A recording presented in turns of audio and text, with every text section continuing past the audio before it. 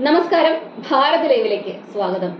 ഒടുവിൽ തൃശൂർ സുരേഷ് ഗോപി എടുത്തു. തൃശൂരിൽ സുരേഷ് ഗോപി നേടിയിരിക്കുന്നത് അട്ടിമറി വിജയമാണ്.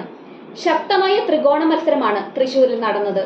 തുടക്കത്തിൽ LDFും UDFും മാറി മാറി മുന്നേറിയ തൃശൂരിൽ വോട്ടെണ്ണി 1.5 മണിക്കൂർ കഴിഞ്ഞപ്പോൾ തന്നെ NDA മുന്നേറുകയായിരുന്നു.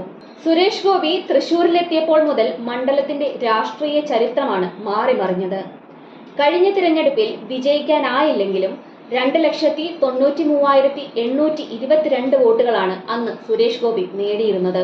അന്ന് കോൺഗ്രസ് ജയിച്ചപ്പോൾ CPI 2ാം സ്ഥാനത്തെത്തി. BJP തുടക്കം മുതൽ തന്നെ വലിയ വിജയപ്രതീക്ഷ നിലനിർത്തിയ മണ്ഡലമാണ് തൃശൂർ.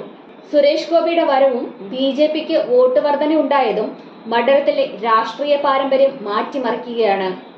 പത്മജ വേണുഗോപാൽ കോൺഗ്രസ് വിട്ട് BJPയിലേക്ക് ചേർന്നതോടെ സഹോദരൻ K മുരളീധരനെ തൃശൂരിലേക്ക് UDF കൊണ്ടുവന്നത്. K മുരളീധരൻ കൂടി എത്തിയതോടെ ശക്തമായ ത്രികോണ മത്സരമാണ് തൃശൂരിൽ നടന്നത്. വിജയമാർക്ക് എന്ന് പ്രവചിക്കാൻ പോലുമാകാത്ത പ്രചരണമായിരുന്നു. LDFനെയും UDFനെയും മാറി മാറി പരീക്ഷിച്ച ചരിത്രമാണ് തൃശൂർ മണ്ഡലത്തിനുള്ളത്. ഇപ്പോൾ BJPക്ക് കൂടി അത്തരത്തിലൊരു അവസരം തൃശൂരിൽ ലഭിച്ചു കഴിഞ്ഞു. പ്രധാനമന്ത്രി നരേന്ദ്രമോദി സുരേഷ് ഗോപിയിൽ അർപ്പിച്ച വിശ്വാസമാണ് ഇപ്പോൾ യാഥാർത്ഥ്യമായിരിക്കുന്നത്.